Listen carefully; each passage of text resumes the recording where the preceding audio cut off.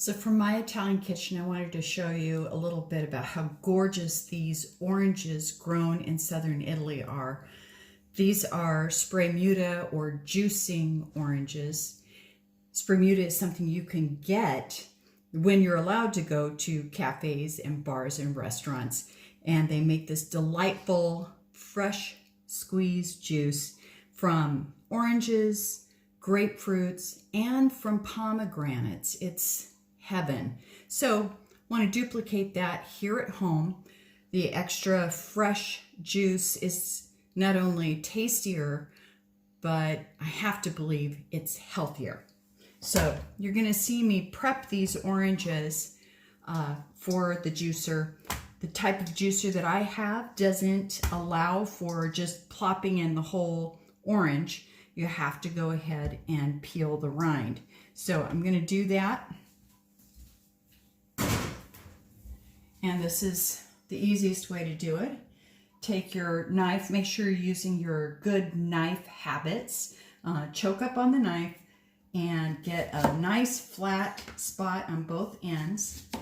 And don't look at the rest of my knife technique. I'm not guaranteeing it's strictly chef level, but we want to quickly and efficiently get through all of the skin. Now, if you have some pith on there or a little bit of rind left over, it's not really going to interfere much with the machine or too much with the flavor of the juice. This is not a red orange, and that's part of what is delightful about where I shop at. They have all of the juicing oranges put together in one spot, and sometimes I don't know what I'm getting. And both the Biondi or blonde arancia or aranci are as good as the red ones, to be quite frank. It's just the red ones are so exotic. And one of them we had the other day was, it was like it was black. It was amazing. Now see this right here, because I was talking and not focusing, I took off more orange than I prefer. I'm really quite frugal these days. I don't like to waste. And so I try to be a little bit more specific and careful when I do this. Because I have 10 that I do in a batch, it makes a nice 16 ounces, a tall glass for my husband who is working from home, and a tall glass for me.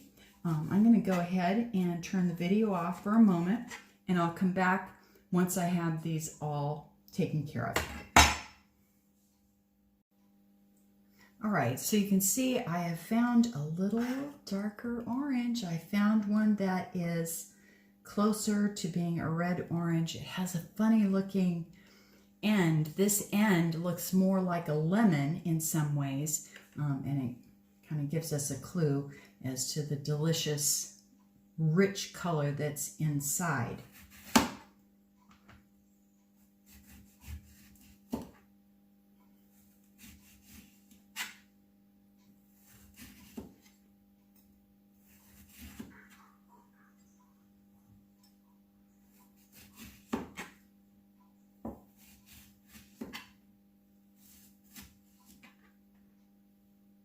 Look at that.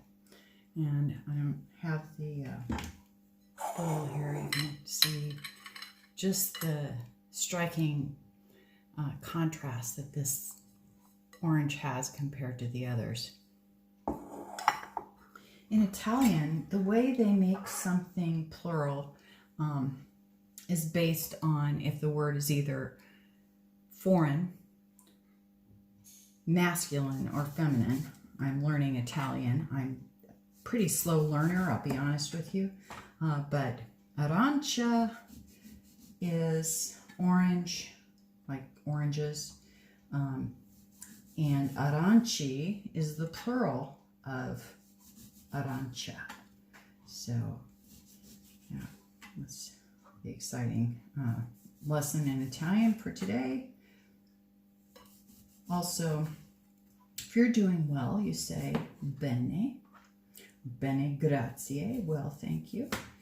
And if your food is good, you don't say it's bene, you say it's buono. Yeah, buono, good. And found nothing but encouragement and support from everybody who speaks Italian. Whenever I try to speak Italian, which is, I try a lot, but it's not very good Italian, and they don't seem to care. They are really wanting to help you master their language. I don't know if you've thought about this before, but Italy is the only country that speaks Italian. They didn't have all of the colonies in Africa. Remember, we had colonialism in Africa where there was English and French primarily. There was some German down in, gosh, it's Namibia is where they had German. So they had a real strong German influence down there. And it's been exciting to live around the world and learn about different cultures and learn different unique pieces to that culture. So I think the Italians are aware that this is unique to their country, unique to their culture. And of course they're aware of their incredibly old culture. It's exciting to see all of the Roman ruins, the Roman Forum, the Colosseum, Colosseo, the Circus Maximus, which is really close to here, which they called Circo Massimo. Circo Massimo. And they do want you to actually call these things by the Italian way of, so it's the Colosseo. Colosseo, Circo Massimo, and the Roma Foro. Yeah.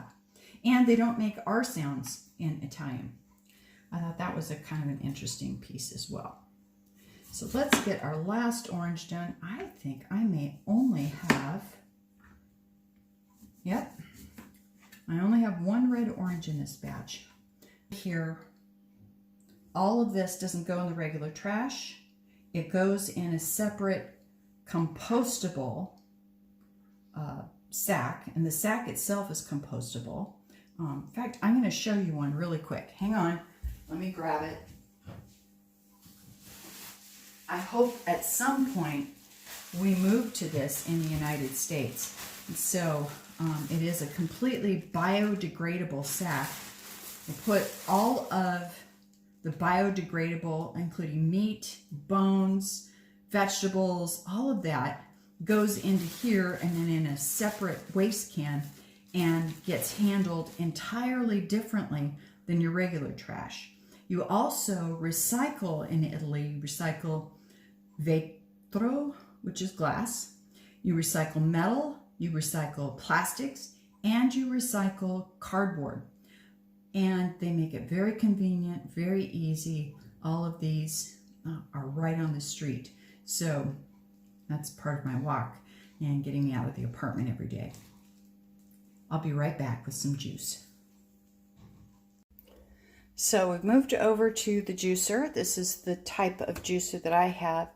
It is kind of a high-speed, high-powered machine, and I'm going to show you what it does to the juice, and I want to explain to you why Italians do not use this type of a high-speed machine. So give me just a moment. All these oranges are going to turn into juice.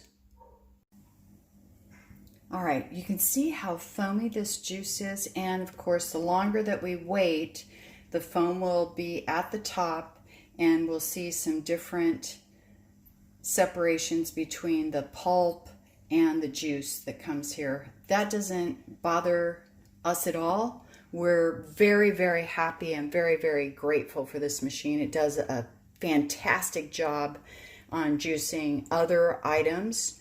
So it was the right machine for us. But the Italians don't use these high-speed, high-wattage machines because they are mostly doing fresh orange juice or, you know, that fresh citrus. And they don't like the foam. I don't blame them. And the lower wattage and the lower speeds give you a juice without all of this air incorporated in to this level, making it foam. So just a little tip.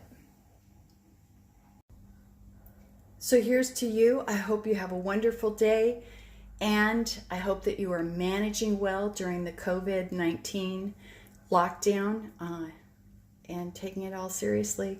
This is for you with love from Italy.